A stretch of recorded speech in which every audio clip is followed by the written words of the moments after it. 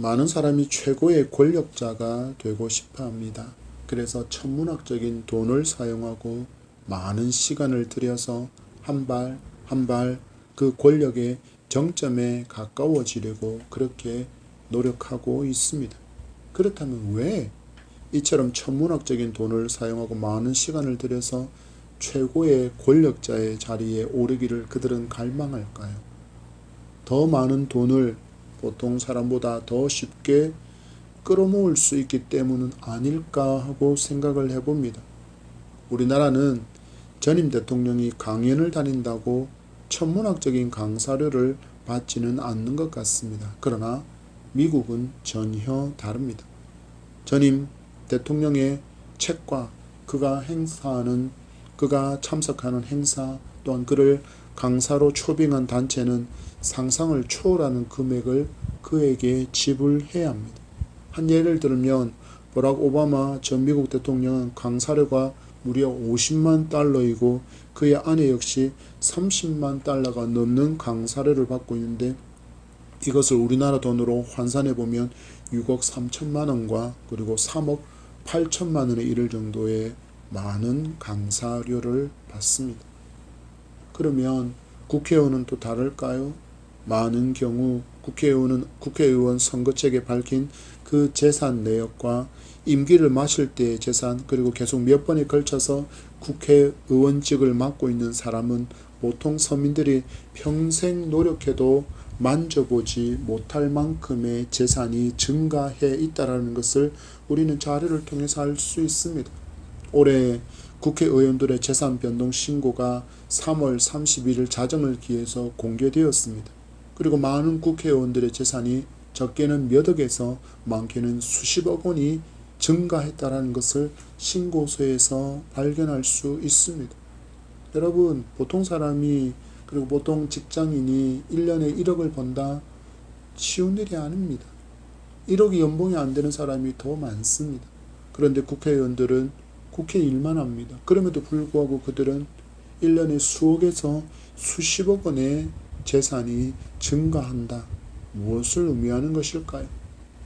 이것만이 국회의원에 도전하는 이유는 되지는 않겠지만 이것은 국회의원과 권력의 정점을 찍으러 가는 사람들이 기대하는 것이라는 것을 부인하지는 못할 것입니다. 떡보다는 떡고물에 더 큰 관심을 두었다고 말하는 것이 이 상황에 대한 바른 표현이라고 할 수 있겠습니다. 그들은 분명히 국민을 대표해서 국민의 안녕과 국민이 편안한 생활을 할 수 있도록 그 일을 도모하는 그 역할을 감당하라고 국민들이 그들을 대표로 선출해 주었습니다. 그것이 대통령이고 그것이 국회의원입니다. 그들의 역할은 떡인데 그들은 떡보다 떡고물에 관심을 더 많이 가지는 경우를 우리는 너무나도 많이 보지 않습니까? 이렇게 떡보다는 떡고물에 관심이 더 커지면 대통령이라 할지라도 국회의원도 고위공직자도 많은 공직자도 심지어 목회자라 할지라도 변질될 수밖에 없습니다. 이것은 성도라고 예외일 수 없습니다. 우리가 예수 그리스도를 믿은 이유, 교회를 다니는 이유가 예수 그리스도보다는 예수 그리스도를 믿는다는 이유로 파생되는 떡고물에 더 깊은 관심을 두고 있다면 변질은 당연한 결과라고 말할 수 있습니다. 우리는 주신 말씀은 교회를 몇 년 다닌 성도라면 너무나도 잘 아는 말씀이고 내 삶에 이러한 일들이 일어나기를 기대하는 예수님의 역사, 바로 오병이어의 내용을 우리는 본문을 통해서 만납니다. 말씀을 받으며 예수께서 오병이어의 이 역사를 통해서 우리에게 알게 하기를 원하시는 그 교훈이 무엇인지를 바르게 받고 바른 신앙 위에 굳게 서는 우리 모두가 되기를 간절히 소망하고 축복합니다. 예수님은 안식일에 예루살렘에서 38년 된 병자를 고친 사건 이후 유대인과 유대 종교 지도자들의 살해 명부에 올랐습니다. 분명히 예수님이 모든 것을 알고 계셨지만 그럼에도 예수님은 그들을 향한 사랑을 멈추지 않으셨고 메시아로 오신 예수님을 믿어야 죄와 그리고 저주, 진노를 끊을 수 있고 참된 자유자로 살아갈 수 있다는 것을 증인과 증거를 제시하며 회개와 믿음의 기회를 주셨습니다. 그리고 그 후에 행하신 오병이어의 사건의 기록이 오늘 본문입니다. 1절과 2절입니다. 시작. 그 후에 예수께서 디베라의 갈릴리 바다 건너편으로 가시매 큰 무리가 따르니 이는 병자들에게 행하시는 표적을 보았음이라라. 아멘.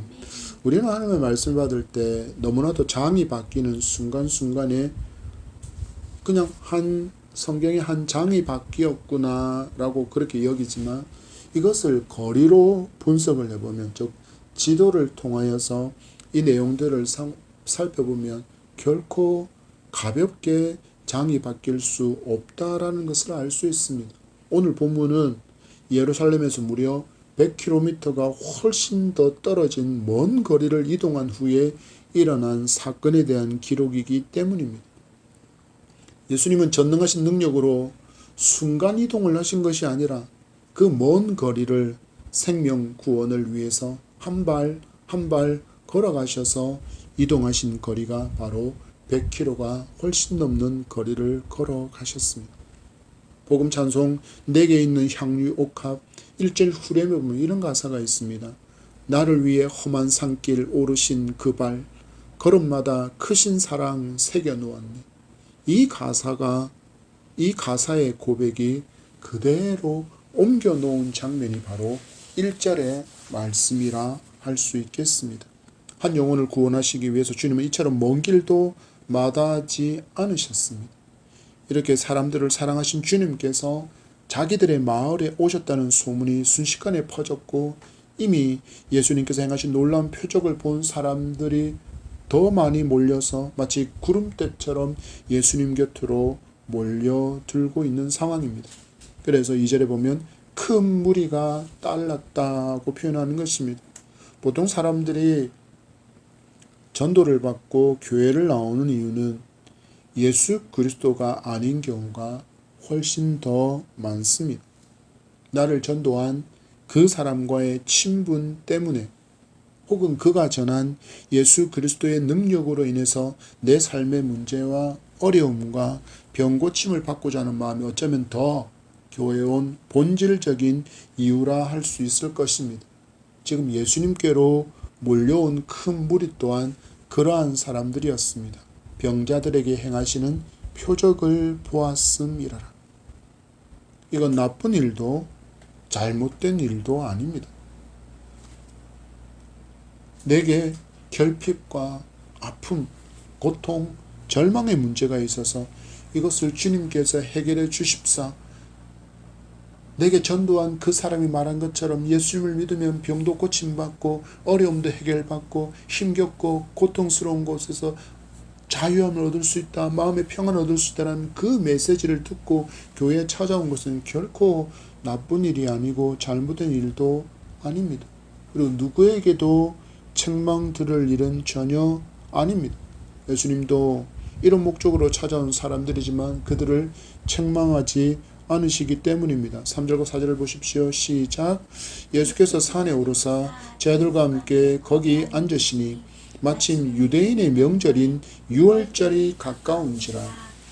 예수께서 산에 오르시고 제자들과 함께 앉으셨는데 마침 유대인의 명절인 유월절이 가까운 때라고 기록합니다. 유월절이 어떤 절기입니까? 이스라엘 백성을 애굽에서 구원해 내시면서 행하신 10가지 재앙의 마지막은 장자를 모두 죽이는 재앙이었습니다. 사람의 처음 난 것뿐만 아니라 짐승의 처음 난 것까지도 모두 죽임을 당하는 그런 재앙이었습니다. 그리고 이 죽음을 면할 수 있는 유일한 길은 어린 양의 피를 문설주와 문지방에 바르는 것이었습니다. 그리고 말씀하신 대로 장자를 죽이는 명령을 수행하는 천사들은 어린 양의 피가 발려져 있는 집은 건너 뛰어 넘었습니다. 그것을 우리는 유월이라고 표현합니다. 그 피가 없는 모든 집에서는 장자와 짐승의 첫 새끼들은 모두 죽음을 맞이하게 됩니다. 이후 바로는 모세와 모든 이스라엘 백성들을 애굽에서 내보내게 되는데 이 출애굽의 역사를 기념하는 절기, 이 해방의 기쁨을 기념하는 절기가 바로 유월절입니다. 이처럼 큰 기쁨이 있고 해방을 기념하는 절기이지만 이스라엘이 지금 마주하고 있는 상황은 애굽에서 노예로 지내던 때와 별반 차이가 없습니다. 북이스라엘과 남유다가 아수르와 바벨론에 멸망한 후에 계속 그들은 타 민족의 지배를 받다가 지금은 로마라는 세계 최강대국의 지배를 받고 있었기 때문입니다. 그들은 전능하신 하나님을 버리고 눈에 보이는 우상을 그들의 하나님으로 선택하더니 이제는 우상을 섬기는 나라의 지배를 받고 있는 아이러니한 상황을 그들은 경험하고 있는 것입니다. 많은 사람이 교회에 와서 복음을 듣고도 다시 우상에게로 돌아가는 경우가 너무나도 많습니다. 여전히 참된 유월절을 경험하지 못한 채로 신앙생활을 하면서 스스로 말하기를 나는 믿음이 있다고 말하는 사람들도 참 많습니다. 그래서 주님은 요한복음을 통해서 누구와 함께할 때 참 기쁨을 누릴 수 있는지를 우리에게 알려주고 있습니다. 그것은 바로 하나님의 참된 어린 양, 참된 하나님의 어린 양, 유월절의 참 어린 양이신 예수 그리스도와 함께할 때 비로소 우리는 참된 감격과 기쁨의 유월절을 누리며 살아갈 수 있다라는 진리를 알려주는 것입니다. 유월절이 가까운 날에 유월절의 참 어린 양이신 예수님께서 이 마을에 있다라는 것은 바로 축복의 역사가 일어날 수 있다라는 것을 우리에게 짐작하게 만들어 줍니다. 보통 예수님을 알지 못하고 믿지 못하는 사람들에게 예수님을 알려줄 수 있는 방법은 바로 기적과 이적, 표적입니다. 그래서 지금도 많은 미개척 지역에서 목회자와 선교사들을 통해서 하나님의 놀라운 기적과 이적이 일어나는 것입니다. 자기들이 지금껏 자신들의 신이라고 선거에 있었던 우상과는 비교도 안 되는 그 능력을 행하시는 하나님을 경험하고 이 신이 누구인가라고 궁금해하며 그들이 교회로 나오게 되기 때문입니다. 그리고 교회에 나온 그들은 하나님의 말씀을 통해서 복음을 듣고 그들의 지금까지 신이라고 섬겼던 그 모든 우상들을 버리고 전능의 하나님을 믿게 되는 역사로 이어지기 때문에 하나님은 아직까지 말씀을 알지 못하는 그들에게는 이와 같은 기적적인 이적과 또한 표적을 행하심으로 하나님의 권능을 보여주시기도 합니다. 지금 예수님께로 오는 사람들이 이런 모습이고 또한 이런 기대를 안고 나아오고 있습니다. 5절과 6절의 말씀입니다. 시작. 예수께서 눈을 들어 큰 무리가 자기에게로 오는 것을 보시고 빌립에게 이르시되 우리가 어디서 떡을 사서 이 사람들을 먹이겠느냐 하시니 이렇게 말씀하심은 친히 어떻게 하실지를 아시고 빌립을 시험하고자 하심이라. 병자들에게 행하신 표적을 본 사람들이 오는 것을 예수께서 주목하십니다. 이 장면을 기록하고 있는 다른 복음서를 살펴보면 이미 예수께서 복음을 그들에게 전하셨다라는 것도 알 수 있고 또 이미 그들 가운데 있는 많은 병자도 고치셨다라는 것 또한 기록하고 있습니다. 말씀을 듣고 병 고침의 표적을 눈앞에서 경험한 사람들이 더 많이 몰려드는 것을 보신 예수께서 빌립에게 이런 말씀을 하십니다. 우리가 어디서 떡을 사서 이 사람들을 먹이겠느냐. 6절의 말씀을 보면 이 말씀은 이미 답이 정해져 있고 여기에 더해서 빌립을 시험하기 위한 목적으로 말씀하셨다라고 알려주고 있습니다. 과연 무엇을 시험하기 위한 목적으로 이것을 빌립에게 질문하셨을까요? 바로 스승이신 예수 그리스도에 대한 바른 인식과 믿음의 신앙을 가졌는지를 확인하는 시험이었다라는 것입니다. 분명히 제자들은 예수님과 동행하면서 여태껏 경험하지 못했던 하나님의 놀라운 기적과 표적과 하나님의 말씀을 눈으로 듣고 또한 귀로 듣고 경험하고 있었습니다. 내가 너희로 사람을 낚는 어부가 되겠다라는 분명한 말씀으로 그들은 사도로 부름을 받았고 예수께서 행하신 놀라운 표적과 천국 복음을 가장 가까이에서 듣고 있는 제자들입니다. 바로 눈앞에 오신 메시아를 늘 만나고 있던 사람들입니다. 그 제자 중, 그 사도 중 한 사람인 빌립에게 말씀하시며 듣고 싶은 대답은 우리가 너무나도 잘 아는 바로 베드로의 신앙 고백입니다. 마태복음 16장 16절에 시몬 베드로가 대답하여 이르되 주는 그리스도시요 살아계신 하나님의 아들이시니이다. 아멘. 지금 수많은 사람들 앞에 빌립에게 하시는 질문, 우리가 어디서 떡을 사서 이 사람들을 먹이겠느냐? 너는 나를 어떤 사람으로 어떤 존재로 인식하고 있느냐라고 질문하셨는데 베드로는 나중에 예수님께 정답을 내놓지만 지금 빌립은 그러지 못하고 있습니다. 빌립이 가진 질문과 시험은 예수께서 병을 고쳐주시기를 원하고 삶의 어려움과 고난을 해결받기 위해서 예수께로 나왔던 우리가 여전히 이런 이유로만 교회를 다닌다면 우리는 여전히 떡이 아니라 떡고물에 주목하는 인생이라는 것을 깨닫게 하기 위해서 빌립이라는 대표 인물을 내세워서 우리에게 주님은 질문하시고 있는 것입니다. 빌립에게 주신 시험을 통해서 예수께서 우리에게 원하시는 것은 믿음의 성장임을 기억하시기 바랍니다. 예수께서 기뻐하시는 고백을 한 바울의 고백이 이렇습니다. 고린도전서 13장 11절 말씀에 내가 어렸을 때는 말하는 것이 어린아이와 같고 깨닫는 것이 어린아이와 같고 생각하는 것이 어린아이와 같다가 장성한 사람이 되어서는 어린아이의 일을 버렸노라. 처음 교회를 다니고 1, 2년 동안은 세상의 때를 벗지 못해서 옛 사람의 모습이 우리에게 여전히 그대로 남아 있습니다. 그래서 내 입 밖으로 나오는 단어들과 그리고 표현들이 거칠기도 하고 세상의 가치를 여전히 담고 있습니다. 그리고 말씀이 너무 어렵고 이해도 잘 되지 않습니다. 그리고 생각하는 것까지도 신앙적으로 평가해 본다면 여전히 어린아이와 같습니다. 그런데 계속 이렇게 머물러 있으면 안 된다라는 것입니다. 무엇이 필요합니까? 성장이 필요하다라는 것입니다. 바울의 성장을 보십시오. 장성한 사람이 되어서는 어린아이의 일을 버렸다라고 이야기합니다. 세상의 가치관, 세상 사람들과 구별되지 않는 언어 습관과 생각, 행동을 버리고 말씀을 깨달아 알 수 있는 성장이 바울에게 있었다라는 것을 고백하는 것입니다. 이런 바울과 달리 빌립이 주님께 하는 대답을 통해서 그의 믿음의 수준을 우리는 짐작할 수 있습니다. 7절을 보십시오. 시작. 빌립이 대답하되 각 사람으로 조금씩 받게 할지라도 200데나리온의 떡이 부족하리이다. 이야기합니다. 십시일반 사람들이 자기들의 것을 조금씩 모아서 다시 재분배한다 해서 그렇게 먹는다고 할지라도 200데나리온만큼의 떡을 더 사야 할 정도로 떡은 부족할 것입니다 라고 이야기합니다. 한 데나리온은 장정한 사람이 하루 일해서 벌 수 있는 돈을 이야기합니다.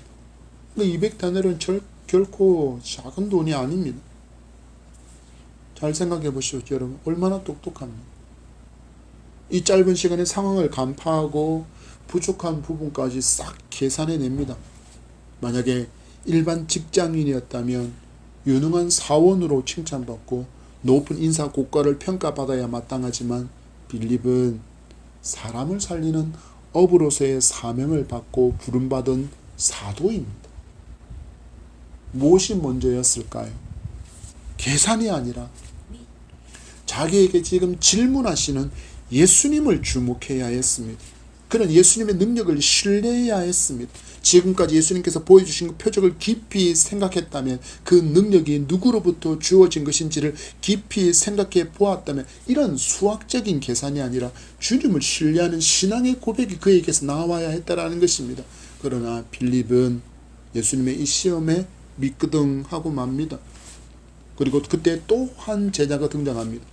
아마도 빌립의 계산적인 대답을 들으신 주님의 불만족스러운 표정을 살피고 이렇게 말하면 칭찬받으려 여긴 같은 바로 베드로의 형제 안드레입니다. 8절과 9절입니다. 시작.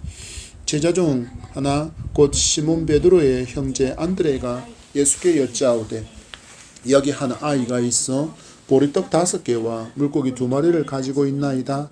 그러나 그것이 이 많은 사람에게 얼마가 되겠사옵나이까. 빌립이 계산기로 빠르게 계산했다면 안드레는 행동으로 한 아이가 가지고 있던 보리떡 5개와 물고기 2마리를 예수님께 내밉니다. 빌립보다는 어떻게 보면 조금 더 성숙한 신앙의 모습을 보여주고 있는 것입니다. 여기 이만큼이 있지만 이거는 주님 손에 있습니다 라고 주님께 내어드리는 것입니다. 여러분 기억하십시오. 기독교의 신앙은 행동하는 신앙입니다. 순종할 때 열매가 맺히는 신앙이라는 것입니다. 분명히 하나님은 무에서 유를 창조하실 수 있는 전능하신 하나님이지만 하나님은 지금 우리를 통해서 유한한 그리고 능력이 너무나도 제한된 우리를 통해서 일하시는 하나님이십니다. 그래서 우리 모두에게 맡기신 사명을 능히 감당할 수 있는 달란트와 은사를 부어주시는 것입니다. 그리고 우리가 말씀을 온전히 붙들고 순종하면 열매를 맺게 하십니다. 여러분, 말씀 앞에 여러분은 누구에 더 가까운지를 판단해 보시기 바랍니다. 빌립입니까? 아니면 안드레입니까? 안드레의 끝 대답이 있습니다. 보리떡 5개와 물고기 2마리가 이 많은 사람들에게 무엇입니까? 원어로 해석해 보았습니다. 보리떡 5개와 물고기 2마리가 이 많은 사람들에게 무엇입니까? 의미 없지 않습니까? 라는 질문입니다. 이것을 들으신 예수께서 빌립과 안드레의 어린아이 같은 신앙의 수준의 벽을 깨트려 주시기를 시작합니다. 10절과 11절의 말씀을 보십시오. 시작. 예수께서 이르시되 이 사람들로 앉게하라 하시니 그곳에 잔디가 많은지라 사람들이 앉으니 수가 5,000명쯤 되더라. 예수께서 떡을 가져 축사하신 후에 앉아있는 자들에게 나누어 주시고 물고기도 그렇게 그들의 원대로 주시니라. 너희들 마음대로 먹을 수 있게 해주십니다. 저희들에게 명령하시기를 주변에 가득한 사람들을 잔디밭에 앉히라고 말씀하십니다. 그리고 주님께 있는 사람들의 숫자를 5,000명이라고 요한은 기록합니다. 빌립이 말한 것처럼 십시일반으로 음식을 모아서 나눠 먹어도 200데나리온의 양이 부족한 상황입니다. 오병이어가 이 많은 사람들에게 무엇입니까? 라고 질문하는 안드레와 빌립에게 예수께서 보여주시는 성장한 신앙의 모습은 무엇입니까? 바로 감사입니다. 예수님께서 축사하셨다라는 이 단어는 헬라어 유카리스 테사스인데 이것은 감사를 뜻하는 단어입니다. 바로 예수님께서 이 결핍과 이 불가능 앞에서 감사하시는 모습을 보여주면서 바로 성숙한 신앙이 무엇인지에 대한 답을 주시고 있는 것입니다. 부족합니다 라고 말하는 저희들 앞에서 예수님 오히려 하나님께 감사하고 있습니다. 예수님께서 원하시는 신앙의 성장은 바로 감사로 이어지는 성장이라는 것을 우리는 기억해야 합니다. 우리는 삶에서 부족을 얼마나 경험합니까? 그때 그 부족과 결핍에 대해서 여러분 감사할 수 있는 사람은 얼마만큼이나 될까요? 사업을 실패한 후에, 건강을 잃은 후에, 그리고 심각한 병에 걸린 후에, 상처를 받은 후에 그럼에도 불구하고 감사합니다라고 고백한 적이 있는지를 돌아보면 저와 여러분의 신앙을 점검할 수 있습니다. 부족함 앞에서도 불가능과 같은 상황에서도 감사하니 풍성하고 거기에 대해서 넘치는 역사가 일어납니다. 안드레가 예수님께 내어드린 것은 어린아이의 도시락인 보리떡 5개와 물고기 2마리이지만 예수님의 감사에 하나님의 전능하심이 임하니 떡과 물고기를 주변의 모든 사람들이 달라는 대로 다 나눠주고도 부족함이 없고 오히려 넘치는 감사의 열매가 맺히는 것을 우리에게 보여주고 있습니다. 처음 교회에 병고침을 얻기 위해서 사업 실패를 극복할 힘과 능력을 얻으려고 때로는 마주한 삶의 문제와 어려움을 해결받으려고 왔었다면 이제는 이런 수준에 머물러 있으면 안 된다라는 것을 예수님께서 보여주시는 것입니다. 오히려 나에게 이런 어려움을 허락하신 하나님의 뜻을 묻는 기도의 성장과 더불어서 그 결핍과 어려움을 감사할 수 있는 성장을 예수님께서 우리에게 기대하고 있다는 것을 잊지 않아야 할 것입니다. 12절과 13절의 말씀을 보십시오. 시작. 그들이 배부른 후에 예수께서 저들에게 이르시되 남은 조각을 거두고 버리는 것이 없게 하라 하심으로 이에 거두니 보리떡 5개로 먹고 남은 조각이 12바구니에 찼더라. 예수님의 감사에 배고픔에 허덕이는 사람들이 배부르게 되었습니다. 그리고 그것에 더해서 남은 것들을 12바구니에 가득히 채웠다라고 기록하고 있습니다. 무슨 힘입니까? 바로 믿음의 힘이고 또한 감사의 힘임을 믿으시기 바랍니다. 하나님의 전능하심을 참으로 신뢰하는 예수님의 기대에 하나님께서 응답해 주신 것입니다. 계속해서 말씀드리고 강조하는 것 바로 아버지와 아들의 친밀함의 힘이라는 것을 기억하시기 바랍니다. 우리에게 믿음의 역사가 있기 위해서는 성도는 하나님 아버지와 친밀해야 한다라는 것입니다. 사귐과 깊은 교제가 있어야 한다는 것입니다. 그래야 우리는 빌립의 수준에서 안드레의 수준에서 벗어나 더 멋지고 견고한 감사할 줄 아는 신앙의 사람들이 될 수 있습니다. 내게 너무나도 많은 것을 주셔서 감사하는 인생이 아니라 결핍과 실패 앞에서도 감사할 수 있는 성도가 될 수 있다는 것입니다. 어떻게 이럴 수 있을까요? 바로 나의 아버지가 창조주 하나님인 것이 믿어졌기 때문이고 그분을 신뢰하게 되었기 때문입니다. 저와 여러분이 바로 이런 믿음의 사람이 되기를 축복합니다.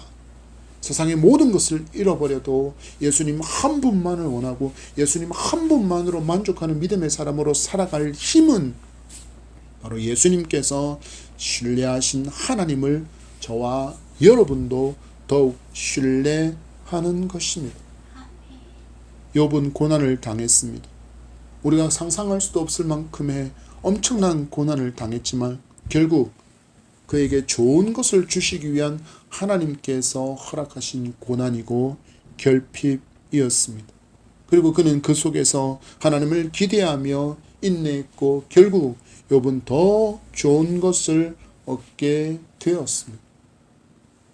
여러분, 우리에게 이런 결핍이 아니라 반대로 하나님께서 여러분에게 배부름과 넘침을 주신 이유도 우리는 늘 기억하며 살아야 합니다.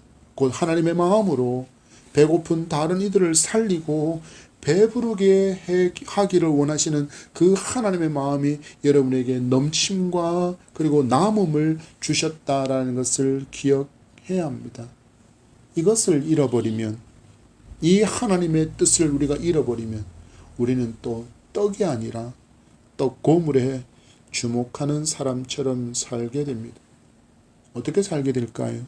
여전히 이 모든 것이, 내 손에 쥐어진 이 모든 것이 내 수고의 결과물이라고, 내 것이라고 꽉 움켜쥐고 살지 않아야 합니다. 주신 것에 감사함으로 사람을 살리는 일에 잘 흘려보내는 감사하는 성도가 되기를 축복합니다. 마지막 14절과 15절입니다. 시작. 그 사람들이 예수께서 행하신 이 표적을 보고 말하되 이는 참으로 세상에 오실 그 선지자라 하더라. 그러므로 예수께서 그들이 와서 자기를 억지로 붙들어 임금으로 삼으려는 줄 아시고 다시 혼자 산으로 떠나가시니라. 오병이어라는 표적을 경험한 사람들이 하는 말을 들어보십시오. 이는 참으로 세상에 오실 그 선지자라 하더라. 바로 출애굽할 때 하나님께서 만나와 메추라기 반석에서 물을 내시며 백성을 먹이신 것을 떠올림, 그 백성들이 지금 모세와 예수님을 연결시키고 있는 것입니다. 바로 그 선지자 모세처럼 우리의 이 모든 것들을 벗어나게 할 그 전쟁에 능했던 그 모세와 같은 사람, 이런 하나님의 표적을 보면서도 여전히 유대인들은 세상 죄를 지시고 십자가에 죽으실 하나님의 어린 양 메시아 예수님을 자신들이 기대하고 있던 그 메시아라는 틀 안에 이렇게 가두려고 하고 있습니다. 그랬더니 정말 이들은 이 생각의 틀에다가 예수님을 짜맞추기 하고는 결론을 이렇게 내립니다. 이는 정치적인 왕이시다. 이 예수께서 우리의 왕이 되시면 적어도 배고픔의 문제는 사라지겠구나. 이런 능력이라면 저 식민 지배하고 있는 로마를 몰아내고 우리에게 자유와 해방을 주시고 그 옛날 다윗의 영화를 회복하시겠다. 그러나 이건 예수님께서 기대하신 반응은 전혀 아닙니다. 그래서 예수님은 어떻게 반응하십니까? 예수님은 그들을 떠나 산으로 가버리십니다. 여러분은 예수님을 어떤 예수님으로 기대하고 있습니까? 내 삶의 어려움과 문제만을 해결해 주시는 그런 예수님을 기대하십니까? 아니면 영원히 스스로 풀지 못하는 죄를 풀어주시고 하나님의 진노와 저주에서 벗어난 복된 성도가 되게 해주신 하나님의 어린 양, 하나님의 메시아이신 예수 그리스도를 기대하십니까? 말씀을 맺습니다. 예수님을 믿은 후에 나는 정말 성장하는 믿음의 소유자입니까? 결핍과 때로는 실패 앞에서도 감사하며 그럼에도 불구하고 하나님을 더욱더 신뢰하는 성도입니까? 예수님은 오늘 우리에게 말씀으로 하나님이 얼마나 신뢰할 수 있는 분인지를 다시 보여주시며 우리에게 질문하십니다. 너희는 이 하나님을 사랑하고 너희는 하나님을 신뢰하느냐? 너희들이 이 질문에 아멘이라고 대답했다면 이젠 모든 일에 감사하라고 말씀하십니다. 불가능 앞에서도 감사하라. 실패 앞에서도 감사하라. 어려움을 만나도 감사하라. 심지어 병이 들어도 죽을 병이 걸렸다고 할지라도 감사하라. 더위가 점점 힘을 발휘하고 우리의 믿음을 나태하게 만들 수 있는 뜨거운 계절, 여름 한가운데로 우리는 들어가고 있습니다. 그렇지만 우리의 신앙은 더욱더 견고해지고 하나님을 더욱더 뜨겁게 사랑하며 이웃을 더욱더 뜨겁게 사랑할 수 있는 하나님과 친밀한 사귐의 교제를 늘 힘쓰는, 애쓰는 그런 여러분 되기를 축복합니다. 하나님 아버지와 친밀해지면 우리는 마주한 모든 것에 감사하는 성숙을 경험하게 될 것입니다.